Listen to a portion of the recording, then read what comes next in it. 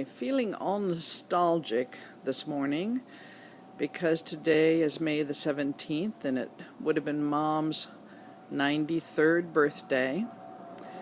And we built the garden for her so that she could look out the window and see all the pretty things that were growing.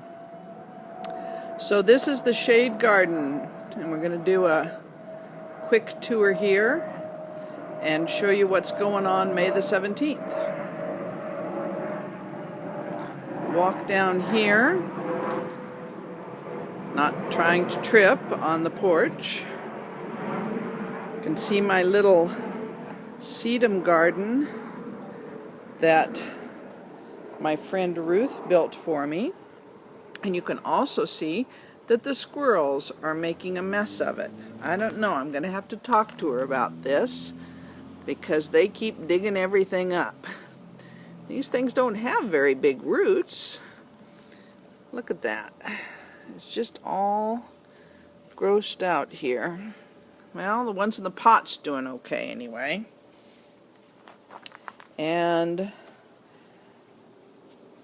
those are, I'm trying to think, a hardy geranium.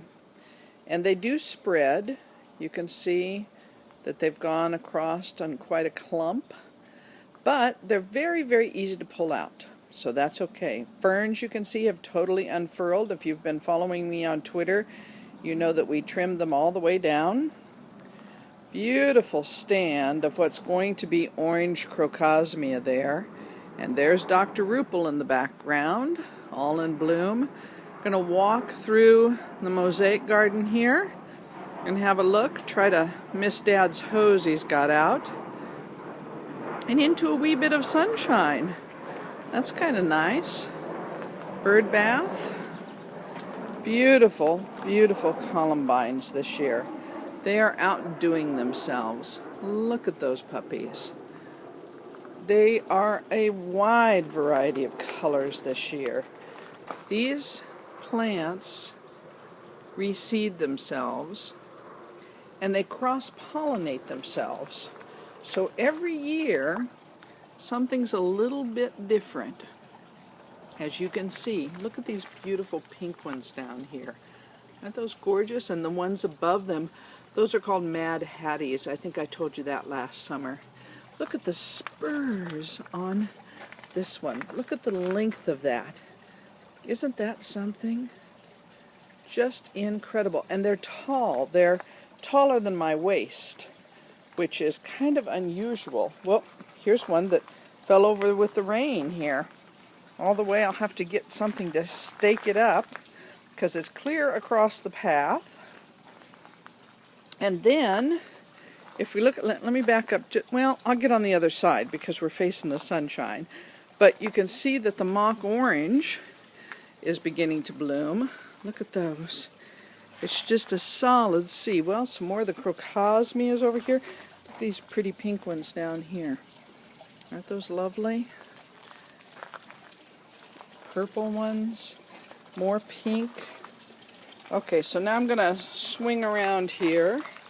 Well, let's stop here. These are Dad's new pots for his tomatoes. He decided he didn't want to have his raised gardens last year. I think you saw that. There's that stubborn fern that wants to grow between the porch steps. Just don't have the heart to rip it out, and I'd have to take the steps totally out in order to get it and dig it out, so he just stays there and we walk around him. There's another one of the pots with the tomatoes in it. This is the new area that we put in the daylilies last fall. Remember when we did that paving project?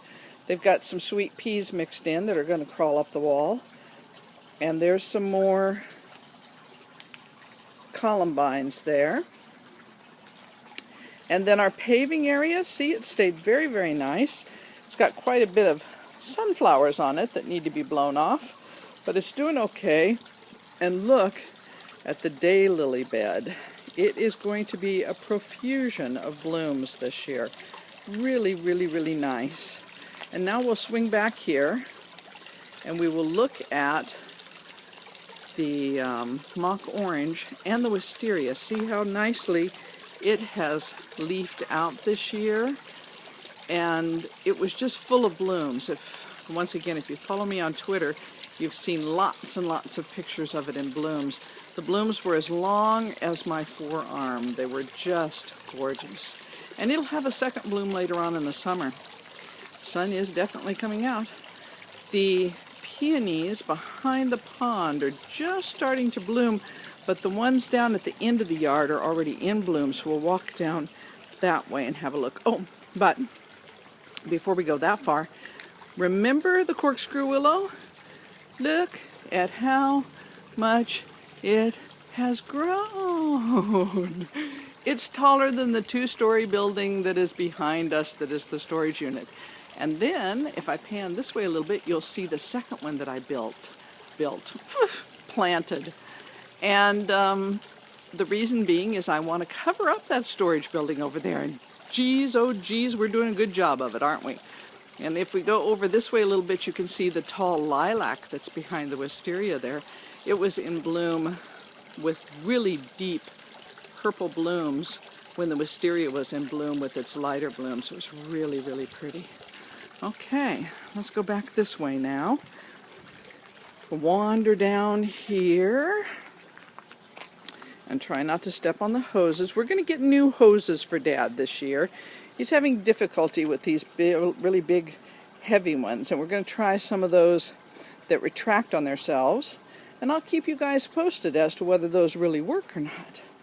So last year, you remember, we said we weren't going to use this for corn anymore, so I put the daffodils in it from out of the area where we did all the paving work on, and I put crocosmias at the back of it that we also took up from along the south wall of the house.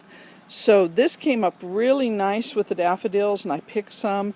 The crocosmias, I've never taken them indoors, but I'm going to find out this year whether they make bouquets or not. I'm not sure. And then if you look down in here, you can see the poppies that are coming up. See the poppies there? And here's some more over here.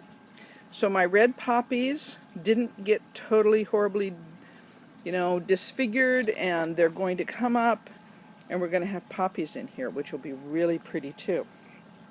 Got some evening nightshade in there I'm going to have to pull out. See that right there? If you touch that with your fingers, you got to wash your hands afterwards. So that's what the monks used to poison people with. So let's swing around here and have one last look back that way, past the paving, and back into the shade garden, which all you can see is shade back there, past Morocco. Okay, and we're going to swing around here again. Hopefully going to go slow so you don't get upset. Okay, so there's the butterfly bush, and over there are the grapes, which are doing very nicely. Let's walk down here and look at the blueberries, because they're doing well too, to kind of watch my step, as well as watching everything else. So look at the blueberries. We're going to have tons. And because we took out Dad's raised garden beds back there, we're going to put in more blueberry bushes, because Dad and I usually buy a couple of flats of blueberries each year when they're in season, and we put them up in the freezer. If we had 5 more blueberry bushes, we wouldn't have to buy any. We could eat the ones that we eat off of these 4 bushes, and then we could put the other 4 or 5 bushes worth up. Let's go over here and look at the peonies. Oh my goodness, they are gorgeous. They're one of my favorite flowers. Look at that. It's as big as a teacup with its saucer. Okay, let's get around here and look at the white ones. Get past the ones that are hanging down. So it rains, always rains, and then they all flop over because they get so much water in them. But isn't that just the most gorgeous thing you've ever seen? And those were ones that I actually was driving by a home where an elderly lady had passed away. I didn't even know her name. I'd just seen her out in the garden. And a young man bought the property, and he was spraying these, because they were just coming up, the leaves were just coming up, with Roundup. And I said, stop, don't do that. And he said, what? It's just weeds. And I said, no. I said, it's a big, huge bush of peonies, and they're beautiful. And he says, well, I don't want them. I'm going to put in a driveway here and use it from my boat. And I said, well, how about if I bring a shovel and come and dig? And he said, well, yeah, if you can do it in the next 3 days.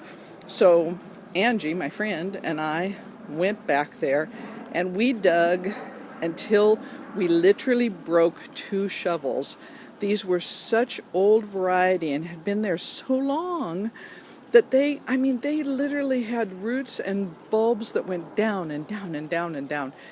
And we ended up taking 2 paper boxes, I think it was, and then I took another 2 paper boxes to work, and we just spread them all over. So we gave them new homes, but see how they get full of water and they just kind of fall over, even though these are staked up already. I'm going to come over here because I'm going to see if I can show you that, there we are, that the, let's get the camera in the right place. I'm always kind of off, there we are, off just a little bit. But you can see that the current is full of bunches of currants like this. So it's going to be loaded. And it's a big bush. I trimmed it down a little bit from last year because it was kind of leggy, and I was afraid it would break things. And so it's doing really well. Okay, gonna swing around here. You can see that we got the ditch all cleaned up. It had all of that corkscrew willow laying down in it. We got rid of all of it. And so now when it comes fall, we'll have it all to do over again because it'll have to be trimmed again. Emergency vehicles going by.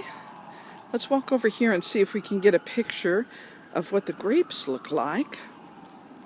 Because when I was out here earlier, there were some nice bunches forming. Ooh, yeah, look at that. Can you see that? Isn't that nice?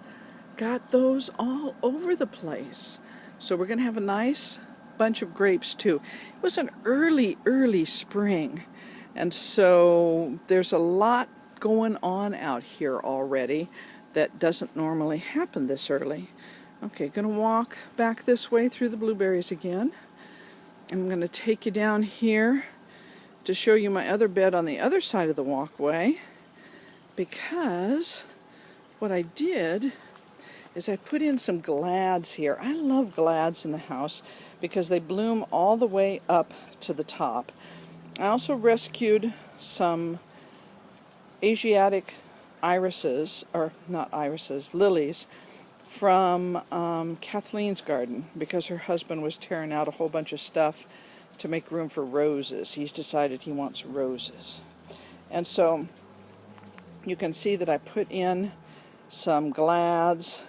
There's my little shell lilies coming up there, which I hope to catch some on camera for you this coming year. Then we're going to walk down this way and around the corner. We're going to go to the east garden here. The lilac bloomed really nicely earlier this year, and the apple tree has apples forming on it. We've sprayed it once. It was really funny. I went to get the spray for it, and the guy said, well, here, you can use this one. And it had copper in it. And I said, I have a drain in my backyard, and I have an organic garden. He says, well, okay. Hands me another one. He says, here, you have to wear a mask with this one. It's, it's people's respiratory system are sensitive to it. I said, well, no, I don't want that one either. Let's try something else. And he says, well, here's an organic one, but it's not going to work very good. And I said, well, I can deal with that. I'll give it a try, and if the tree doesn't like it and doesn't work with it, then the tree will just go bye-bye, because I'm not going to do a whole bunch of different chemicals in the yard. Here's some flags. I think you remember those from last year, probably. Pretty yellow things. Just gorgeous. And then, this is my new plant this year. This is a pink pussy willow. And if you remember correctly, there was a blue cedar in there, and it fell over this winter. Amos and I even put it up twice, staked it, and it still fell over. It was supposed to only get 6 feet tall, which is the height of the fence, but instead it decided to get 12 feet tall because my plants just love my garden. So we have this pussy willow. It ought to be able to be controlled pretty easily just by trimming. It'll be like this one over here. You remember it. That's the red twig dogwood, and it's always full of blooms and such. And once again, it's been raining, so it's all kind of floppy, but it'll pick itself back up. Quince is doing nicely over there against the fence. We're past our bloom. There's a little red bloom in the middle there, but pretty past our bloom. And these are the buffalo grass on either side of Emperor Ming. Here's some really nice other columbines that are really kind of different. And then the east garden. This is called spiderwort. An ungainly name for something that's a pretty little bush that has pretty little purple flowers all over it when it blooms. And this is one of my, in fact, it's the only iris that I have in the yard, but it's my favorite. And it's a northwest iris. I believe it's actually called Pacific Northwest. It has a variegated leaf on it. You can see the variegated leaves there behind on the other one. But the neat thing is I wish we had smell-o-vision, because it smells like grape Kool-Aid. It is so cool. I just love it.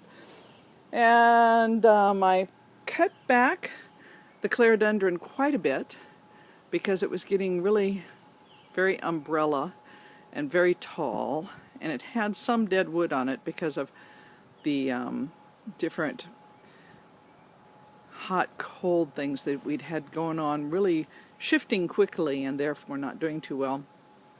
So you can see that you can't really kill one of those. See how it's beginning to branch out there at all the places where I cut it? So I'm going to have to go in there and choose which one I really want it to grow on, and then I'll just snap the others off. They just come right off. And then over here against the fence, that used to be my 4th of July rose, the one that had the red and white stripes that you saw last year. Well, the graft that had grafted, the way they'd grafted it on there, it died this winter. And what I now have is a big double red rose, which is okay with me. I mean, that's all right. It's just that it wasn't exactly what I bought. But it's still a climber, so that's good. And then we'll walk around here, get a little bit of the walkway here with the blue star creeper in it. You can see the little blue flowers there. That's a nice ground cover. You only have to mow it like once a year when it gets about 6 feet tall. I'm trying to get past the columbines here. And I'm going to take you over here to look at these alums that are so nice. Look at those. Aren't those pretty? I just love those. And then the meadow rue that you saw last year that was yellow, it's beginning to head up and going to bloom soon. And let's go over here. There's a, I don't know if I'm pronouncing it right or not, but I think it's called fritillaria. And they're really, really expensive. And I ordered just one, but I just think they're so pretty. They're really nice plants. And I don't know, I don't think that they multiply like other bulbs do. I think they just stay the one thing. Got some different grasses underneath the clerodendron here, and daylilies that'll come and be nice and full come time for bloom. I'm going to walk over here and look at the fuchsia that's blooming. That's that little ballerina fuchsia that I like so well. And let's go around the corner. Oh, and that's the euphorbia that everybody's always fascinated by. And then we go around here because the white lilac is blooming, and it just smells delicious. Maybe you can hear my little Japanese bell ringing there. I can hear it anyway. And I guess the other thing to say is that the fruit cocktail tree, the one that's right here, that is a combination grafted of plums, apricots, and peaches, has fruit on all branches, which is never done before because it always blooms very early and the bees aren't out. But this year, because it was such a warm spring, we had bees out, and so I have fruit on all the different branches. Normally I only have plums, so it will be really interesting to see that they continue to grow and they come to fruition. So I'm going to go up on the porch here on the east garden so you can see my view when I'm sitting on my porch. There's my little tractor that I use. Go up the stairs here and turn around, and that's the view that I have when I sit on my porch. Can look this way and see all of the nice lily bed and the rose, and then look this way, and most of that parking lot is totally out of view because it's behind all the bushes, and then around to the orchard this way and the apple tree, and clear around to the lilac that we just looked at a moment ago. So that's our tour for today, and I'll see if I can't give you another one when the daylilies bloom. You have a fabulous rest of what's left of spring and into summer.